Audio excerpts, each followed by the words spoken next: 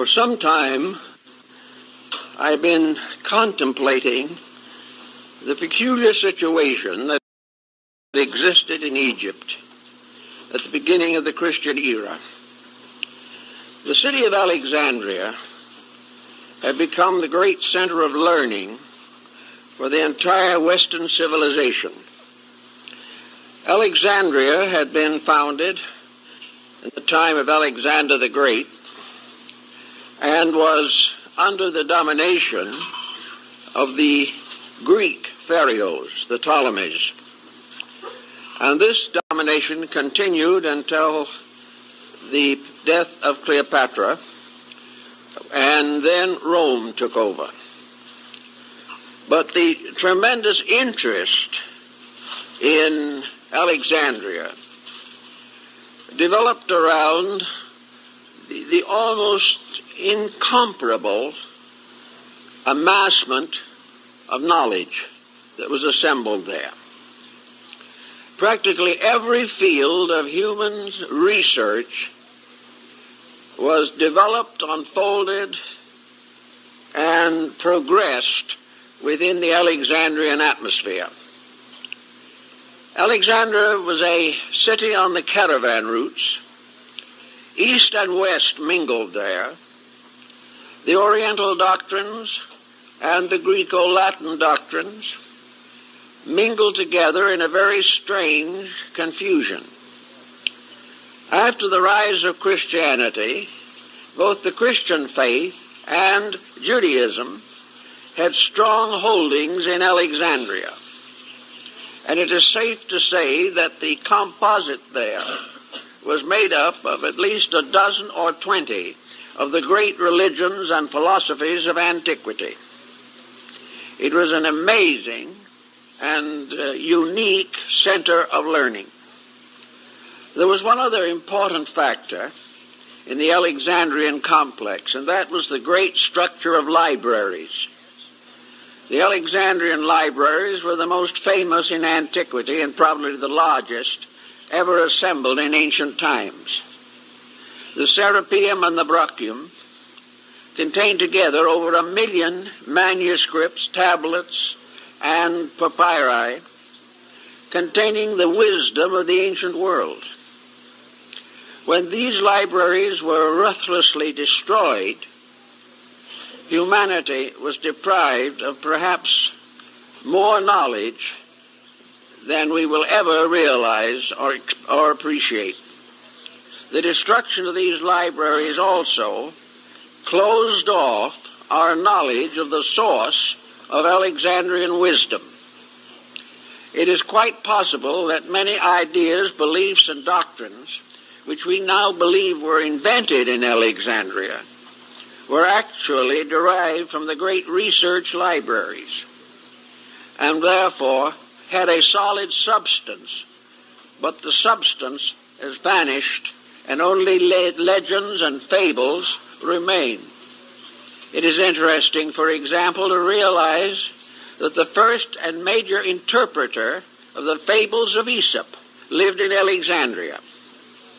Also, we learn that from Hero, one of the custodians of knowledge in that time, that Alexandrians invented the first slot machine.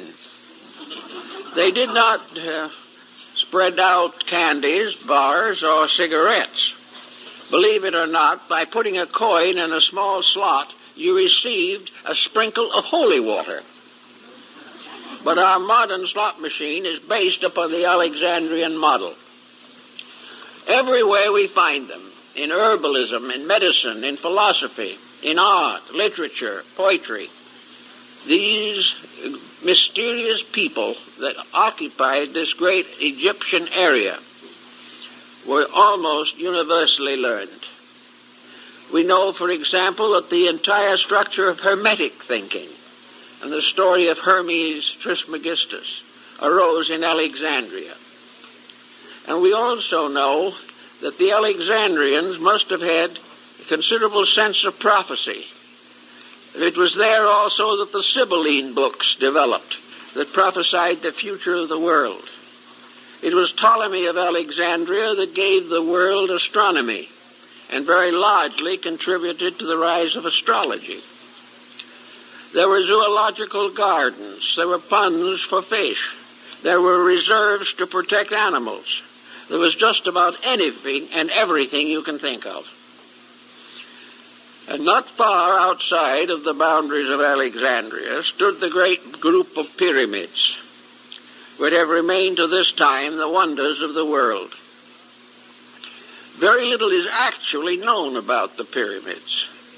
Contemporary records are very scanty. They are mentioned by Herodotus in the 5th century B.C. But for the most part, no one has had an interest deep enough to attempt to investigate the circumstances surrounding the building of these great monuments. To this day, we really do not know why they were built, when they were built, and how it has happened that they have continued to intrigue human thinking for so long a period of time. Perhaps the most simple beginning for the search for pyramids is to realize that the pyramid builders represent a period in the development of human society. Pyramids were built in many different places. Probably one of the most interesting groups right here on the Western Hemisphere, the pyramid towers and temples of the Aztec and Maya culture. A few years ago, enormous pyramids were discovered in central China. And we know that the ziggurats of Babylon and Chaldea were all part of this great pyramid building scheme of things. The shape of the pyramid changed considerably in the course of time. In the beginning, it was a mound, and the very earliest examples still had the mound form, and these are still found in the great monuments in Java, the Borobudur, which is probably one of the most powerful and fascinating religious monuments now surviving, the Shwe Dagon in Rangoon, the great cities of the Khmer culture of Indochina, Cambodia, and Laos. All of these have pyramid structures peculiar to them. Pyramids appear, foreshortened or otherwise, also in graphic art. And among the mandalas of Tibet, Mongolia, Bhutan, Korea, China, and Japan, the pyramid design occurs frequently and represents a basis of a great meditation picture. This has led some scholars to assume that the pyramids were meditation symbols, that they were created for the purpose of reminding the individual that there was a mysterious reality underlying all the temporal and changeable patterns of mankind. In the Asclepian dialogue, Hermes describes the fact that in a sense these buildings were memorials to the divine power. They bore witness to those times and those thoughts when the gods walked with men. They became part of a traditional heritage. And if we study Neoplatonism, we will come to the conclusion that the gods who walked with men were actually the gods in men, that it was a divine level of insight which resulted in the great architectural feedback which we know as the pyramids. Actually, the circumstances around them challenge our imagination. We know that whoever built the Great Pyramid of Giza was well acquainted with astronomy, that he had a very complete knowledge of the solar system and all of the wonders of the cosmic plan as revealed through the bodies and objects moving in the heavens. He knew the distances between the Earth and the other planets of the solar system.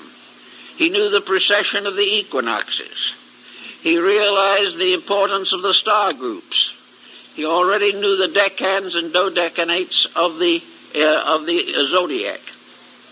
These things just do not fit into the general concept that we have of the state of the world when the pyramid was presumed to have been built.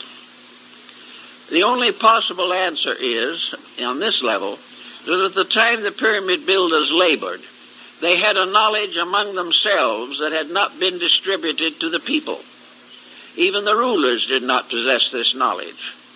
And that there was a cult or sect of architects and artificers, the builders of monuments, who knew the proportions and mathematics and had deeply imbibed from the wisdom of Pythagoras and Euclid. But even this isn't a complete explanation, for it is almost impossible to determine how this tremendous job was done. The idea that we have is far too trite. The thought that perhaps they were simply built as a result of slave labor in Egypt will not hold water. It is simply not sufficient. The amount of work that is involved in those monuments simply transcends imagination. Also, they require a skill and a group of instrumental aids, which we do not believe that antiquity possessed. So a great many persons long ago in Alexandria, and more recently right here now, have fallen back upon this supernatural hypothesis. When we can't imagine how a thing was done, we begin to believe that it must have been done by magic or some supernatural power or force. The Chinese have long believed that their Great Wall was built by the gods. They did not believe that any human being could build it. And it is only natural when we come into the presence of something that transcends our own abilities that we begin to wonder whether some strange esoteric means was involved, as in the case of the statues on Easter Island and many other such unsolved mysteries of antiquity. To fall back upon this supernatural theory is comforting to a degree, but it can lead us into serious complications, because we know that the Egyptians and other nations of that period were esotericists. We know that they had a knowledge of natural law far ahead of their time, and they had a responsibility for the use of natural law far ahead of our time. These people had a deep appreciation for the immensity and integrity of the universal plan. They had already discovered thousands of years ago that you cannot break natural law without suffering. They had never developed that strange type of egotism which impels us often to assume that God is depending upon us to take care of his purposes and plans. They did not think this. They realized or believed that they were the servants of an infinite reality. Now, in the development of Neo-Alexandrian mysticism, we have an interesting point that is brought out by Plotinus and Proclus, namely that mysticism, which is an internalization of faculties and which releases certain esoteric forces within the person, very often, in fact, almost always, also gives rise to a less fortunate situation, and that is psychic phenomena.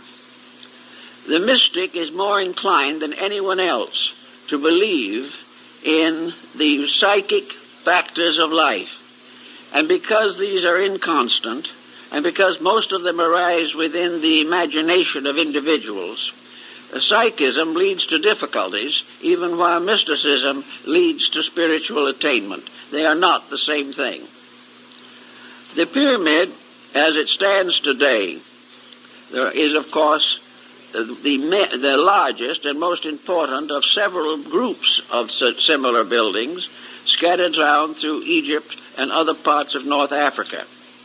For all intent and purposes, we are told that at the year 820 A.D., the Caliph al-Ma'mun of Baghdad brought a large number of workmen to Egypt to explore the Great Pyramid.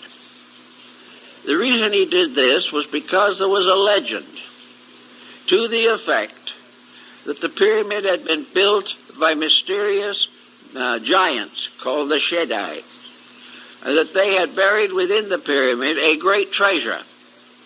and had guarded it with demons and monsters and all kinds of supernatural forces. Al-Mamun wanted to study this for himself, and he also was very anxious to get hold of that treasure, which was presumably somewhere within the pyramid. In order to gain his end, this son of the faithful brought with him workmen from Baghdad. These workmen were good Muslims and were also honest and faithful servants of the Caliph. But likewise, they had been induced to hope that were the treasure found, they would benefit also. In fact, they had been assured that such would be the case. And one day, in the early 9th century, the Caliph Al-Mamun stood at the face and base of the Great Pyramid. It was one shining surface. All of the capping stones were in place. There was no mark or opening anywhere on any of the four sides. It was so perfectly covered that it reflected the sun like a mirror on all of the sides of the southeast and west, glistened and gleamed with the light of the sun, and only the north side was silent and dark. Mamun was completely overwhelmed by this structure, over 400 feet in height. A shining pyramid-shaped body rising from a square base with four equilateral triangular sides. He just stood and looked at it. But the important thing for us, I think, to remember is that at that time, all of the surfacing stones were in place. The pyramid did not consist of a series of steps of blocks. Everything was smooth. Each level had been cased and surfaced with properly cut stones, so perfectly trued that it was not possible to insert a knife blade in the space between them. It is also believed that much of this work was done without any cement, because the fittings of the stones were so perfect. Sometime between about the 9th century and now, all these casing stones have disappeared except 6. There are 6 stones left to remind us of what was originally the entire facing of the building. These stones are huge, weigh hundreds, maybe thousands of pounds, and they are still in place, but that's all there is of them. All the rest have gone. Now, we are told that they probably were used to build various structures in the city of Cairo, that they were used to create palaces and mosques for the Muslims, and that little by little the Great Pyramid was turned into a quarry to be the source of base materials for building purposes. This answers one question, however, that we have to consider. There are some marks on the sides of the pyramid, considerable distance from the ground, which have been believed to mark water erosion, and the idea that the pyramid was at some time or other submerged, up at least 2/3 of the way. If Mamun's statements can be believed, this is not possible.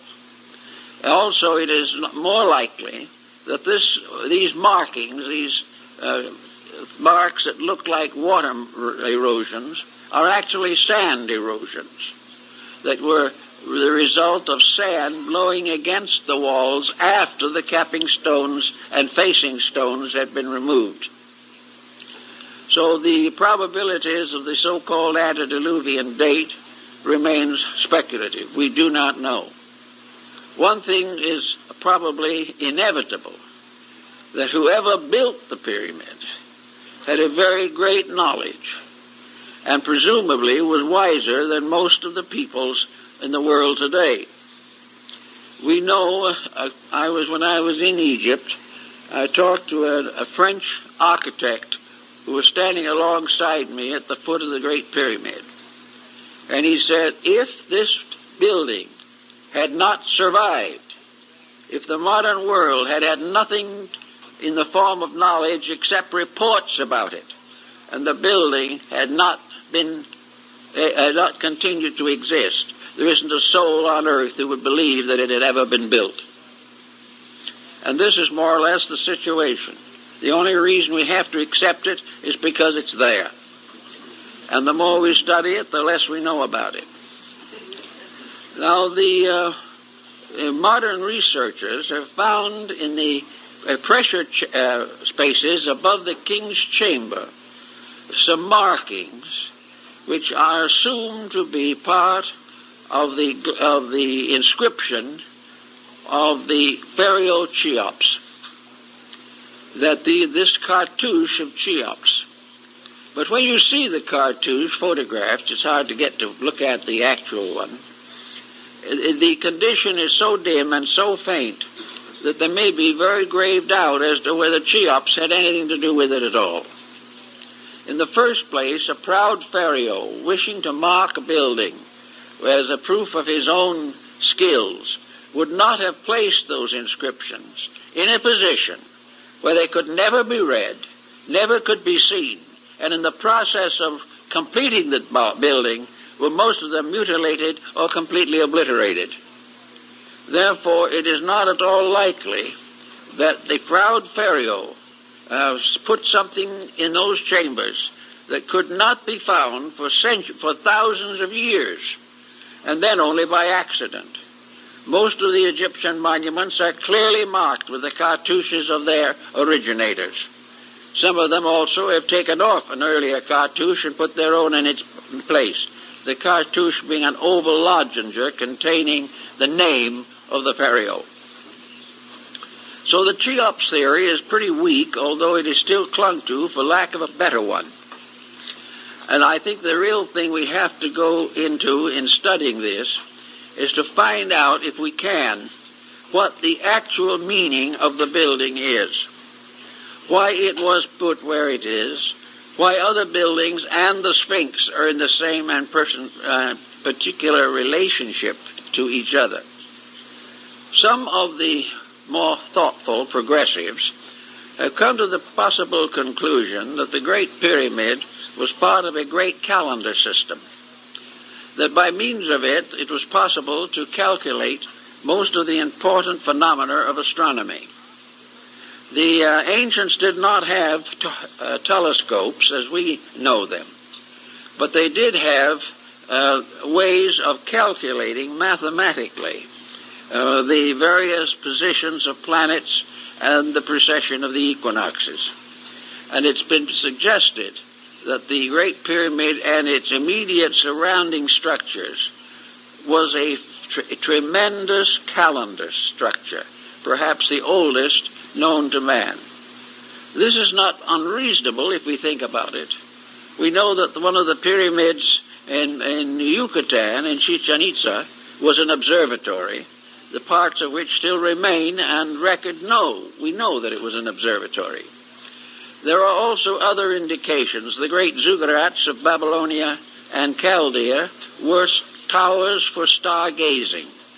They were where the ancient Chaldeans studied the heavens year after year, century after century. And according to Budge of the British Museum, many of these studies and calculations were carried on for 10 or 20,000 years. One thing that comes to mind then in connection with this whole situation is that we may have to revise our understanding of what antiquity was like. Perhaps we cannot assume that we have gradually arisen from a completely barbarian state, and that in a few thousand years behind our present culture there was nothing but a colossal ignorance. This concept will not hold. Somewhere along the way there were tremendous minds, a great body of knowledge that was capable of planning and executing unbelievable works of skill, beauty, and wisdom. The Egyptians themselves were of the opinion that at a remote time the gods had been with men, that deities and divine powers walked the earth. Now, this again may be regarded as symbolical. Perhaps what they were trying to tell us is that in a remote time long ago, the human being was naturally mystical, naturally had the power of extrasensory perception, naturally could communicate or understand, estimate, or react to the divine principles upon which the universe was based. That the gods walking with men merely meant that the God power in man was not obscured as it is now. That gradually over a course of time, the material world has taken over. The ancient peoples had a very simple physical existence comparatively. There was no problem of population, no intensive competition in trade, and wars were comparatively limited to a few swashbuckling militarists. The people in general lived a very quiet and a natural life, completely dependent upon their insights into universal laws. Just as the American Indian, without any assistance from the outside, not only developed a profound mysticism, but evolved from within himself practically every law, rule, and principle necessary to the government of his affairs. The Great League of the Iroquois was probably one of the most important movements of international peace that the world ever knew. And yet it was developed and perfected by Indians sitting under trees, wrapped in skins of animals and with feathers in their hair. And yet these people, intuitively and internally, had a tremendous depth of insight.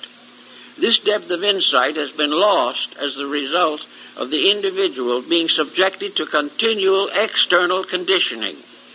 He is taught from childhood not to think for himself, not to search within himself for the answers to his problems, but to read them out of books and have them conferred upon him by physical educational processes. As a result of that, he has lost the power of direct contact with realities. His new philosophy, if you could call it such, is built entirely upon the opinions of his contemporaries and the interpretations by these contemporaries of earlier documents and beliefs. If we assume that the individual was a source of almost complete knowledge, that he had the skills and the abilities to intuit nearly everything necessary to his own survival, it is then quite probable that we are gradually going to learn that the leaders of this intuitive procedure were parts of a great sacerdotal group. You might be willing to call them the mysterious sages, the wise men of ancient times, the first ones of the earth who knew, and the giants of mind and thought who were upon the earth in those days. In any event, however, there was undoubtedly a tradition that descended into Egypt from a still earlier source, a tradition based upon an internal development of spiritual resources, a development which went back perhaps to India or to one of the ancient civilizations that have now vanished away. But by 4,000 or 5,000 or even 10,000 B.C., there was a great knowledge in the hands or in the keeping of a few persons. And these few persons more or less set up the system of mysteries which operated in Egypt, Greece, and the Roman Empire. Now, in this also, I think it is very important to bear in mind that the initiate system, which was the prevailing system in Egypt at that time, was based upon one tremendous point, a point which we have lost, a point which we have never really attempted to restore, but about which we have given considerable thought and consideration. The purposes of the mysteries, according to such initiates as Plotinus, Proclus, Iamblichus, Ammonius Saccas, and others, was very simple, that the individual should learn factually, truly, beyond question, beyond doubt, through personal experience that death is an illusion. That immortality is the summit of man's problem. That the ancients not only believed in it, but kept this belief in secret, but developed a science by means of which they could communicate the fact and example and circumstance of death directly to another person. In other words, the initiates of the mysteries, according to the old concepts, were persons who had lived, died, and been born again in this world. In order to accomplish this, there was an elaborate ritual system, because upon the concept of immortality was built the entire problem of an enduring material culture in this world.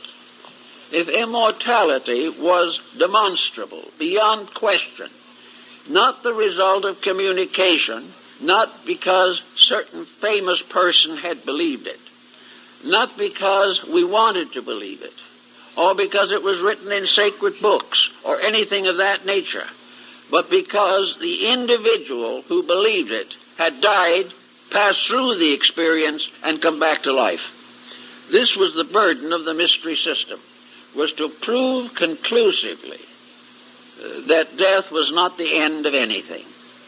Cicero marks this in his discussion of his relationships with life. Marcus Aurelius refers to it. But he refers to it, as they all did, as something known, not something believed. Something that could not be denied because it had been an actual experience in the life of the believer. Thus, in the mystery system, in the Egyptian, which we are interested in the moment particularly, the Book of the Dead, which is a misnomer, part of the same type of misnomer that afflicts us in many other ways. The Book of the Dead, so-called, the Egyptian name for which was not the Book of the Dead, but the Book of the Coming Forth by Day and of the Opening of the Mouth. This was the famous name in ancient times for such great papyri as are in the museum of the British Museum, of the Papyrus of Ani and the Papyrus of Hanufa. These were great examples of the dead coming back to life through the mysteries. Therefore, the ancient philosophy of life was built upon an eternality of life. It was built upon the fact that the individual was for everlastingness, that he would go on. There was no end to him. There was no one converting people to this. There was no one preaching it or teaching it. In the mysteries, the candidate went through it himself as an actual fact. And as Apuleius tells us in the Metamorphosis, the initiate in the temple tread upon the threshold of Persephone, that is the underworld, and beheld the spirits. He went into the realm of death and returned again. Eugene O'Neill's play, Lazarus Laughed, is built upon this theme and is derived very largely from the ancient teachings. In the play, Lazarus, as had been raised from the dead by Christ, lived on for a time and was finally persecuted in Rome by the Emperor Caligula. And finally Caligula threatened Lazarus with death, and Lazarus laughed at him. The man who had died laughed at the man who thought he could kill anything. And this was the burden of the mystery. That the individual who knew, not because he could believe or have faith, but because through the rites, ceremonies, and esoteric practices of the temple, he lived through it and came through alive, and came out of darkness into light, knew as a certainty beyond question that there was no death. Now, we don't realize perhaps how important this point would be in the modeling of civilization. We do not realize how oppressive the concept of death is, and how the punishments of the dead in the theological systems, how they may torture or terrify the person. The main point was to establish the reality of survival and its associate belief, the consciousness or concept of rebirth. Rebirth was simply immortality, spaced out. It was a part of the everlasting, ever-livingness of everything that exists. The ancients, therefore, had very little fear of death, and something of the form of a mystical experience of this probably influenced the Christian martyrs in the Circus Maximus in Rome, when they died for their faith. There was something about it all that transformed a life of fear into a life of certainty. It also removed the dynamic importance of material existence and represented it in this world as merely the antechamber to eternity itself. Now, Hermes and several of the others, and people of the Alexandrian period, like to consider the Great Pyramid as the tomb of Hermes. It is so referred to by the Neoplatonic Alexandrian mystics, who had quite a good insight into this particular problem. It was not a tomb for a dead pharaoh. It was a symbol of the gateway to the other world and the way to return to it again. This initiation rite was undoubtedly sustained by the use of esoteric skills and powers that we know very little about at the present time. But it was believed that it was the tomb of wisdom, the house of the hidden places, the mysterious structure, which in a sense was a monument to eternity, standing upon the earth, pointing upward with a continuing point, so that everything below verged toward the top. And it was like a finger reaching up into immortality. The word pyramid itself is derived from pyr, meaning fire. Therefore, the building was flame-shaped. And in the times when the stones were all in place, it glistened like a glowing flame with its mysterious point upward. Also, it was a marker. In the Bible, it is probably the monument that was set up in Egypt, according to the Old Testament. In any event, the Neoplatonists and those of that period thought of it, likened it to a house of the second birth, the house where the individual who was born first into this world learned the mystery of it. And I believe it was Porphyry, may have been Plotinus, who said on one occasion that in human life, birth physically was the human being coming out of the womb into a body, and that this body itself became the womb of the second birth. For the individual retaining enlightenment transcended the limitation of body, and those who did not achieve this were born out of body into an unembodied state at the end of life. So that this pattern was regarded as part of the mystery ritual. Another interesting example of this particular type of thought is to be found in judo in Japan. Judo and many other of the self-defensive arts of the Orient are concerned with a peculiar kind of courage, a courage which must be completely free from anxiety and fear. If the fear exists, the individual is weakened by the rise of a terror within himself, and therefore usually comes to disaster in his own day and in his own way. So in judo, before the artist achieves the highest grades of the art, he must be killed. His teacher kills him. His teacher performs certain structural pressures upon the body that stop the heart. And the heart is allowed to be stopped for a certain number of seconds, or early 1 or 2 minutes. Then the master resuscitates the disciple by pressure upon other parts of the body, according to the higher grades of judo. And in this case, the person who has been killed lives again, remembers and knows what happened to him, and realizes that his fear of death was ungrounded, that the fear of transition, which might make him a coward in this world, was simply an illusion of his own mind, that actually transition was just as normal, natural, and reasonable as any other aspect of life, and that there was no interruption.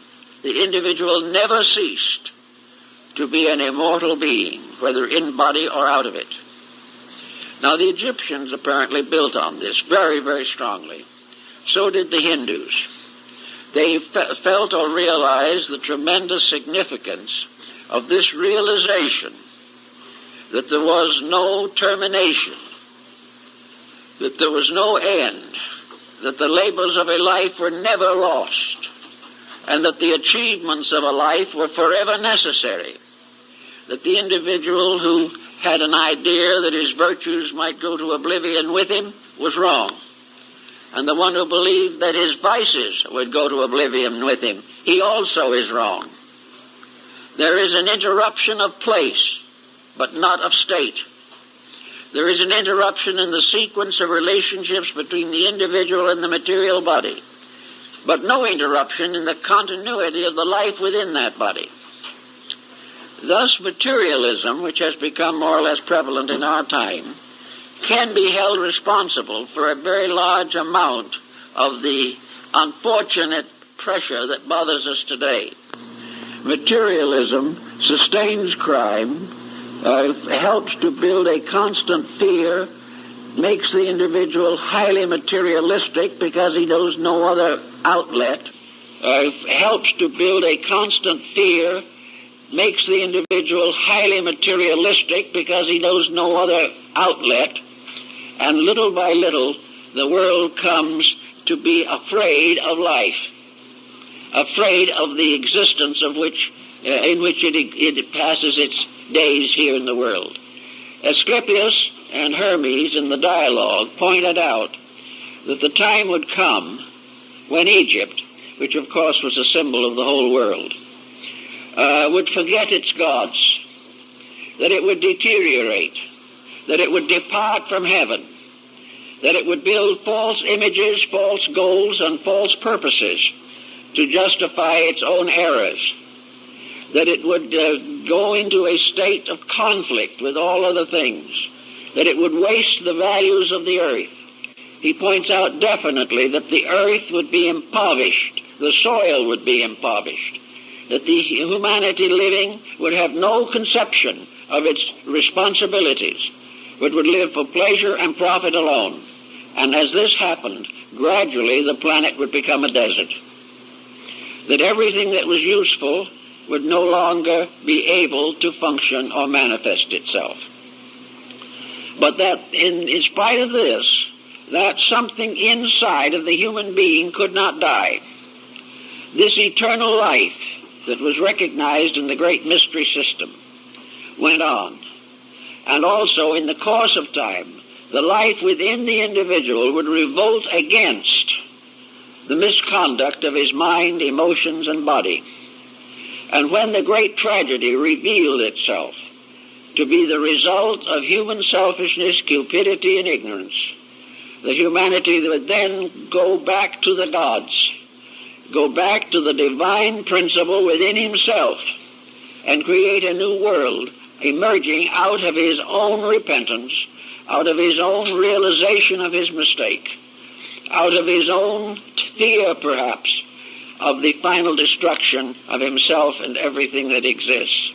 But nothing will be destroyed. It is all part of the illusion. It is an illusion which continues until the human being makes peace with universal law. When the human being accepts the governorship of the great values of life, he is then no longer subject to the infirmities of the flesh. If you look at the various sacred buildings of the world, you will notice that nearly all of them are symbols of aspiration and ascent. And for this, we have to go back to the very primitive form of astronomy. The ancient astronomy divided existence into three levels, the lowest being the planes of elements, the second level being the planes of planets, and the third and higher level, the plane of the zodiac or the fixed stars. The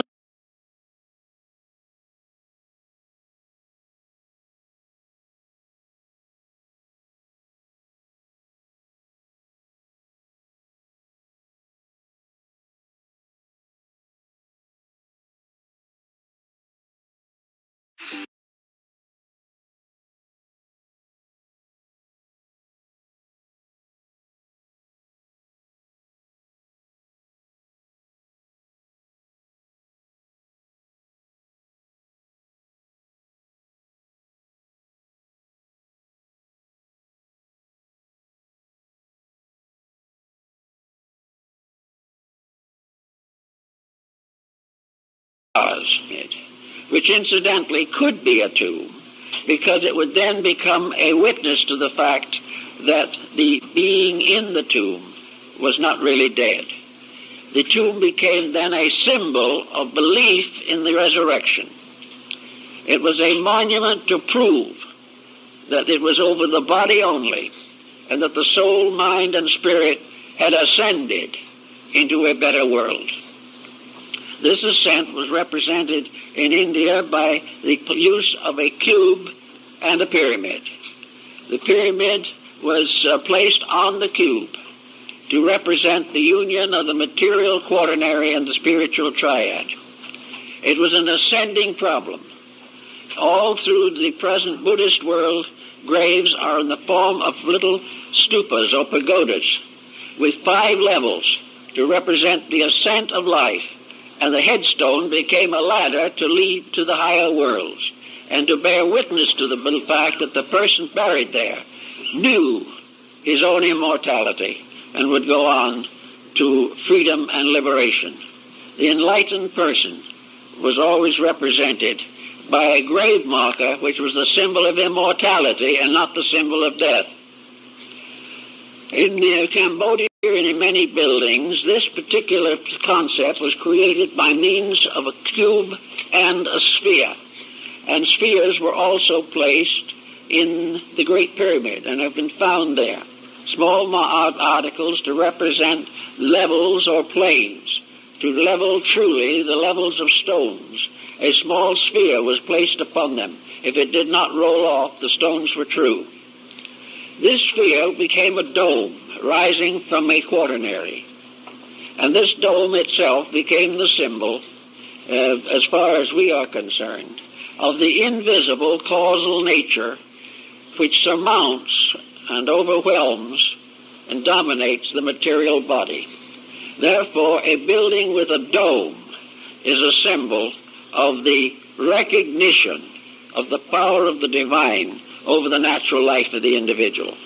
The body below was a cube, square, or a building of cubical structure.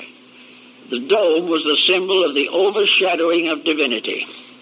The overshadowing, the recognition that heaven moves like a great dome forever over the surface of the earth.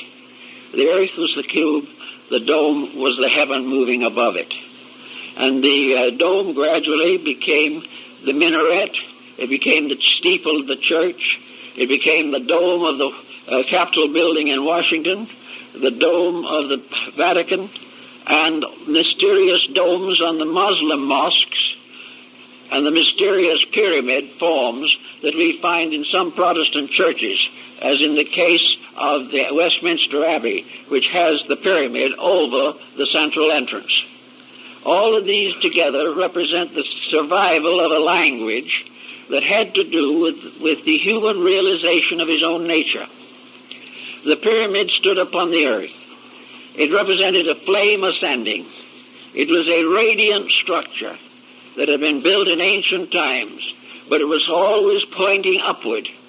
It was always impelling the individual to follow an ascending line and look up to the stars. At various seasons of the year, by looking up, the beholder gazed upon the constellations, the figures, and the mysterious language written upon the wall of heaven. Gaffarel, who was the secretary of Cardinal Richelieu, wrote a book in which he showed that the star groups were in the form of consonant letters of the Chaldaic alphabet that later became the ancient Hebrew. These constellational patterns were consonants. The planets moving through them were vowels. And by studying this proposition, the handwriting on the wall of heaven could be read. It's an interesting theory and has been given some attention, but not too much in recent times. But we have the great dome of heaven moving upon the earth. We also have the pyramid as the house of a mysterious elevation, the four square of the base, from which rises the pyramidal form, consisting of 4 triangles, each with 3 sides, which make 12 lines or 12 angles, which represent the zodiac.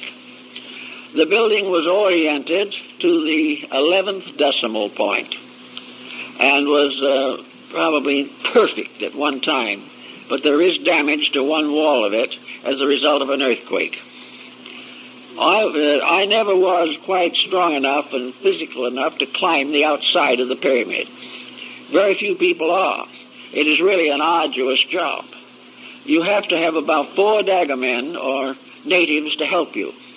2 would go in front, scrambled up one of the blocks, which is about 4 feet, and pull. The other 2 are behind and push, and you are gradually elevated level by level over the hundreds of levels that lead to the top. This is a little too much for the average person, especially in the desert where the temperature is apt to be well over 100. But I did go through all of the interior rooms, the King's Chamber and the Queen's Chamber, and as far as we could get in the grand passageways leading downward. One thing was very evident, and has been discovered, and that is that the inside of the pyramid, the temperature, is the mean temperature of the earth. For the average person, it is colder than Christmas. It is a constant chill, and it is a dead chill. There is no modifying circumstance. And many persons who come out of the pyramid into the heat of the sun have very serious colds and occasionally pneumonia. But this peculiar deadness inside was probably put there or achieved for a purpose. It was probably in this deadness that the transcendent or suspension of life in the ceremony of the coming forth by day was performed. The individual was in the tomb. He was attended by the priests. He was dead. And like the prodigal son, whose father said, "My son was dead, but he is alive again," humanity was the prodigal son. There were 2 ways of growing in this world. One was to grow slowly by cause and effect and by the labors of living. The world itself became a great temple in which initiation took place over a period of hundreds of lives. But to the ancients there was a wise man's way. And this wise man's way was to pass through, by conscious intent and by purification, the mystery of the whole cycle in one embodiment. Now, one might say this would be the simple way. And I know a lot of metaphysicians at the present time who can hardly wait for that one embodiment that's going to do it all. But most of them have forgotten something. Namely, that this one embodiment means that everything accomplished in hundreds of lives must be accomplished in that one embodiment. It's not just a shortcut. It is a gathering up and intensifying the process of human regeneration. It means that the person must attain to a state by discipline, by dedication, and in accordance with universal law that qualifies him to receive this very important ritual. And after he has received the ritual, after he has had the experience, he is not released from responsibility, but brought into the presence of a greater responsibility.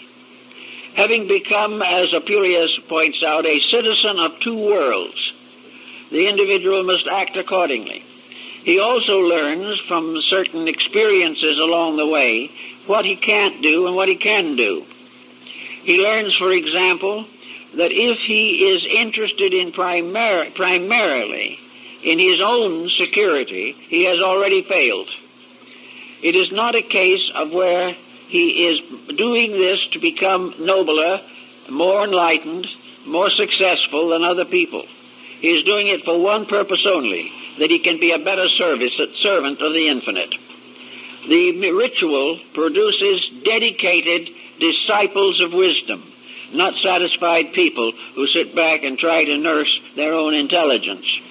It is a case in which every step carries with it a heavy burden of duty, and that the final achievement requires the complete abnegation of personal self-interest, a complete overcoming of the problems of egoism and egotism. Otherwise, all is lost. Furthermore, there can be no backsliding, because the individual must reach a state of certainty before this enlightenment is given that makes it utterly and completely impossible to backslide. He cannot get it and then fail and turn from it. If he turns from it, it means he never had it. If he fails, he fails himself. He cannot fail the infinite. So that the rituals of the initiations of those times were very, very severe. There is an account that Thomas Taylor is said to have found in the records of the British Museum, although no proof is available of it. It is interesting, at least. Namely, that Plato was initiated in the Great Pyramid. And it was there that he received his own final enlightenment. But this presents another problem. If he was initiated in the Great Pyramid in the 4th century B.C., how did he get in? All those capstones were in place. Everything was closed. The answer would appear to be that there must be other entrances. There must be some other way of getting into the building. When Mamun, the Caliph of Baghdad, was fuddling with the pyramid, trying to get into it, it occurred to him that his native followers would probably be pretty unhappy and might very well turn against him when they found there were no treasures in there to reward them for their efforts, because when they got in there, the building was empty. There was no mummy, there was no body of a previous pharaoh, although the walls had not been disturbed. And that makes it seem very unlikely that it was a tomb, primarily. But one of his natives, one of Mamun's natives, while fussing around in the excavation, suddenly disappeared, and later appeared out in the desert half mad. This seems to suggest that there was some way in or out of the building. The wall or cliff upon which the pyramid was built has been carefully studied. There is no openings that have been found. The Sphinx has been pierced with rods throughout its entire body, but no openings have been found within it. And it, of course, the Sphinx was a living outcropping of rock. It was not built. The only thing that was built were the front paws. In other words, if it was true, did the initiation ceremony take place when the person was voluntarily out of the physical body? The ancient priests were able to function out of the body. This there can be no reasonable doubt. And it is also mentioned in a number of early Christian reports. Namely, that it was that it was possible for the invisible bodies of the individual to be separated from the visible without a loss of consciousness or a loss of intelligence, and that the invisible body could travel to distant places and could have various experiences. And many people believe this is a comparatively common happening in sleep, that the individual is not actually asleep spiritually, only physically, and that the superphysical vehicles are just as busy while he's asleep as when he is awake. But regardless of this particular point, it is possible that the initiations of the pyramid were given while the candidate was out of the physical body. If so, then there would be no problem of the difficulty of getting into the building. The superphysical vehicles could go through very easily. Another problem that arises in connection with the pyramid project is something that is coming along now, namely that the pyramid was some kind of a vibratory structure, radiating energy and having some strange virtue in itself, and that meditation upon the pyramidal shape produces certain changes in the human consciousness. The particular shape, angle, and tip of the pyramid, its proportions and so forth, having very definite significance. Now, this point is not original now. It is referred to in very ancient times, for it was believed and taught that in Egypt, as earlier than Pythagoras of Samos, that is the 6th century B.C., the Egyptians represented their deities by symmetrical geometric solids, and that in the temples, the 5 perfect solids were used to represent the principal deities, that each of them with a different shape, a different proportion, and a different arrangement represented one of the deities, and that, most important of all, the contemplation of these forms had meaning, that the contemplation of the symmetric solids could heal disease, could expand consciousness, could relieve the mind of distress, and could calm the emotions. Each of these forms, then, was, in a sense, therapeutic, because perfect harmony is always therapeutic. If music as harmony can improve health, then we may say that the harmonic solids are a form of music captured in material like metal, stone, or crystals, and have the same effect as music, color, or any other therapeutic factor. Form and shape exercise a spiritual authority over the individual.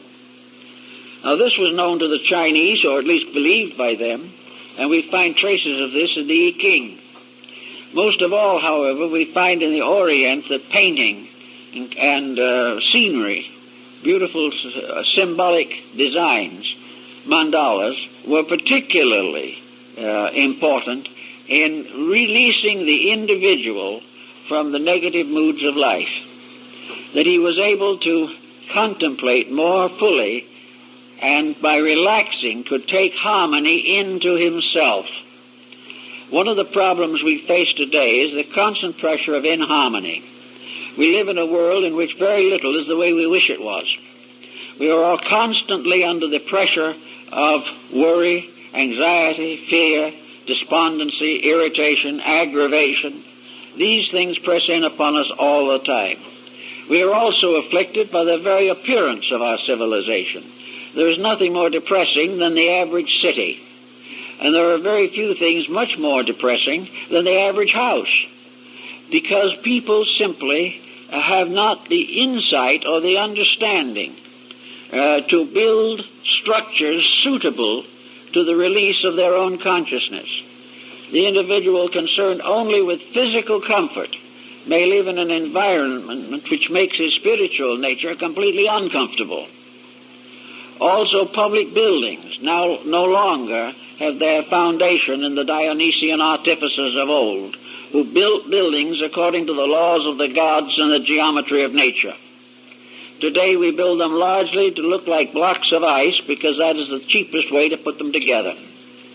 They cost millions as it is, but they have nothing. There is no warmth, there is no real beauty, But finally, the average individual tries to put his own concept of beauty into them and looks at one of these atrocities and says it's wonderful. Simply because he has become accustomed to something that was not right, until he finally accepts deformity as normalcy. This type of thing the ancients didn't believe in. And probably the most perfect structure that antiquity knew was the pyramid. The pyramid had several advantages. First of all, it was simple. It had no details. It had no structural peculiarities that would distort or clutter up the fine mathematical proportion. It was a perfect example of geometry. It was in all its parts balanced, orderly, methodical. It was exactly what it appeared to be, and it was in all ways suitable for the sacred purpose for which it was intended. So this type of building had the simplicity of an almost archetypal reality. What most people do not realize is that ultimately the universe is very simple. It is man who complicates it. The universe is a simple process unfolding in its own way and has always been a direct unfoldment of principles. Man, however, has confused the issue completely. He has distorted and rearranged things for his own pleasures with no consideration for their essential natures or the principles for which they were intended. Recently, in Java, in Indonesia, a restoration process has been used on the Great Pyramid at Jakarta, known now as the Borobudur. This great Buddhist monument is another one of those mysteries. It is a pyramid. It is a perfect pyramid in a sense, but it represents a different philosophy of life. Therefore, it is presented with somewhat modified symbolism. Up to about 25, 30 years ago, this great monument, which is probably one of the largest religious structures on earth, was gradually fading away. The rock from which it was composed was weathering out of existence. The lack of adequate foundation was undermining its stability, and suddenly the world decided something should be done about it. So UNESCO started a program for the restoration of the Borobudur. And the job has been very, very well done at expense of many millions of dollars. But this great religious monument now stands as it was originally intended to stand. It is a pyramid that rises up through 7 levels, much like the ziggurat of Babylon and Chaldea. The upper or apex part of the pyramid of the Borobudur was a pagoda-like stupa or a reliquary with 2 rooms in it, which was empty. The restoration of it has never been able to find anything for that empty room. The building builds up to a symbol and then ceases. And this is the same thing that happens in the pyramid. The capstone of the pyramid is missing. The sacred relic that was supposed to be in the capstone or head of the Borobudur is also missing. So that all these things represent a certain unfinishedness. And it reminds us, perhaps, that in natural law and in the reactions within our own natures, everything that belongs to the material world is unfinished. Existence, mortal existence, is an unfinished business. And it takes place in an unfinished world and challenges everything that lives here with the restrictions of an unfinished realization of truth. Everything is growing, but nothing has completed its growth. Everything is getting better, but nothing in the mortal world has finally achieved the state of being best. Everything we try to do, everything we try to work with, science particularly, should have a complete understanding of the mystery of the missing capstone. Because science is worrying over it right at the moment, but on a different level of thought. Everything that science discovers leads somewhere. But when it just about gets to the point where it looks as though it might tell us a great truth, it fades away. All visible things, if you trace them upward to their highest conditions, disappear. All of the intellectual achievements of the individual or of the great system of learning, this ascends from one level of genius to another, but the supreme genius has never been reached. The supreme answer to the problem of life has never been reached. All that we have for these particular conclusions is our own inward realization. So the formula is rather simple. We can build everything on the outside up to a point, but to complete it we must call entirely upon the inside. It is our own inner life that must perfect every structure that is formed in the material world. The answer to everything lies in ourselves. We can read books up to a certain point. We can use laboratory experiments up to a certain point. But somewhere along the line, as the alchemists learned, and they studied from the Alexandrian savants, these alchemists learned that the final ingredient of the transmutation was man himself, the internal part of his own nature. His own soul had to transform base metals into gold. Each individual soul must perfect the structure of his life. Otherwise, it will never be perfected. So to account for this, nearly every monument of importance in the world either has the top part missing or a bad scar in it, something imperfect, something that represents a flaw in the original purpose, because the completion of it must always depend upon the consciousness of the person beholding it. Otherwise, the secret cannot be perfected. Another interesting aspect of the pyramid problem has to do with the pattern of the Egyptian temple system. I think there's a good probability that somewhere there was some form of contact between the pyramid and one of the other temples of Egypt.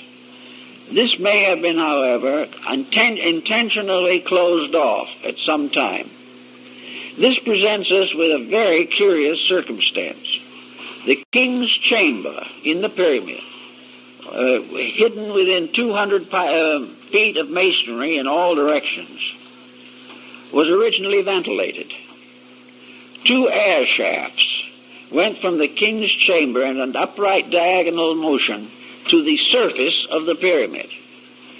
But when the capping stones and the casing stones were put in place, those air chambers, those air passageways were sealed off. In other words, they come to the surface but are now covered, or were covered originally, by the casing stones. There was no aperture. They were not ventilated, but they were originally intended for ventilation. The answer seems to be, therefore, that something in there had to be alive and had to have air, although there is no clue to what it might have been. Of course, the present openings have nothing to do with the ancient design of the pyramid. Why, for instance, would it be called the tomb of Hermes? What and who was Hermes? Hermes was the Greek form of the deity Mercury. And the Egyptian form of Mercury and Hermes was Thoth, the god of the writing tablet. Hermes was a symbol of the universal mind, because it was said of him in his own day, whenever that was, because he is probably also a symbol invented by the Alexandrian esotericists. He is not known prior to the rise of Alexandria. What was that? He was the author of 10,000 books. And some of the old stories tell us that he was the author of every book that was ever written in the world. Well, the implication is pretty obvious. Namely, that he has to represent the power of mind, which is the author of all things. Therefore, Hermes is universal mind. He is the universal mind that may have been symbolically buried in the Great Pyramid, which is supposed to have been his tomb. Not a pharaoh, but the universal mind itself, which in turn might point out the idea of a universal symbolism, that the secret of the mind was built into the structure of the pyramid. And therefore, the investigation of the pyramid could ultimately lead to the discovery of the nature of mind. In any event, however, Hermes, as the author of all the books in the world, became, in a sense at least, the symbol of the great esoteric schools. He became the scribe of the gods, the interpreter of heaven. He attended the psychostasia, or the weighing of the soul of the dead, in the great Egyptian mortuary papyri and paintings. And Budge and also Breasted of Chicago were perfectly aware that the Book of the Dead was a symbolic document, and that the symbolism of the death and resurrection of the soul in that book was based upon the rituals of the mysteries. Here we have a parallel, therefore, that we have to consider. Namely, that in the old papyri, the tomb of the deceased person was nearly always portrayed as a pyramid. It was a pyramid upon a square base. And the opening of the base was in the bottom, not on the pyramid top, in the square base. Therefore, the implication could be that there was an opening in the pyramid below the level of its foundation. But in any event, this ritual was the story of the soul's journey into the afterlife. And it was a very complicated story in the Egyptian mythology. But it all was condensed into a fraction of its original length in a ritual performed by the Egyptian priests. Breasted told me that he was perfectly aware that it was a ritual when he translated these papyri. And this ritual was the ritual of coming forth by day. Those who die the ordinary death go forth by night, according to the Egyptians, and they wander in a kind of darkness, of uncertainty. They wander through a universe that is benign, wonderful, loving, but like an infant, they have no memory or no conscious thought of where they're going. So those of that type who just simply die as they have lived, asleep as to reality, who have never improved themselves by any conscious effort, these are the little ones. They're not evil. They're not doomed for perdition. Their mistakes will not prevent them from growing. But they are still unable to come forth by day, which means they cannot come forth consciously. They cannot come forth lighted by their own inner light. So they are the ones who must wait, or must go to the Amentet. The Amentet, or Elysian Fields, being the paradise of Egypt. The soul of the Egyptian who died went on into the other world and did what he did here. There is the story, of course, of the moneylender who died in Egypt in the old days. He was a good man. He was honest in his money lending. He never cheated anybody. He was very sincere. But he had no knowledge of anything but money lending. So when he died, they gave him a table and some small change and told him to keep right on going. So he kept on borrowing and money. As a ghost, he lent money to spirits who did not exist except in himself, and received interest on them and lived very happily, enjoying the life he was familiar with. And this he would continue to do until he was brought back into embodiment. And then gradually, little by little, he would outgrow it. But there was no force in it. There was no evil in it. There was nothing terrible that was going to happen to him. He was going to be very happy because he was a good man. Virtue rewards with happiness in the afterlife. It may not result in illumination, because the average person who passes on will not be happy with illumination. He will be happy only with the things that are familiar to him. The way of life he has always known is what will make him happy. But after the initiation rites have been performed, the individual comes forth by day. He realizes his place in the plan. He realizes what is next for him. He realizes that going into this larger life is an opportunity to correct all failings of his own thinking. They will come closer and closer to the eternal truths, which are the source of his ultimate union with deity. So by coming forth by day, he comes consciously into the afterlife, fully equipped to face its mysteries, fully equipped to adjust to its circumstances, and already able, at least dimly, to perceive the face of the great God that hides behind the veil. And in Egypt, I think the Egyptians believed that the Great Pyramid was the symbol of the state of consciousness, the state of the internal life of the individual, which in perfect mathematical order and harmony comes forth out of the body, in the light, and is led by the master of the secret house into the presence of the great gods, where he receives the Kroiksan Sata, the symbol of everlasting life. Everlasting life is not the fact that we live forever, for we do that whether we know it or not. But everlasting life is to know it, to realize it, to understand it, not to doubt or to fear. We have a life, as the Egyptians said, unto everlastingness. But only those who have retained a certain inward light know for certain that which others hope. And as one of the Roman philosophers said, wisdom brings knowledge to those who have hoped, and brings perfect understanding to those who have lived in a certain optimism, but not certain of that which is to come. But the mysteries may put the whole universe in order. They put the individual in order.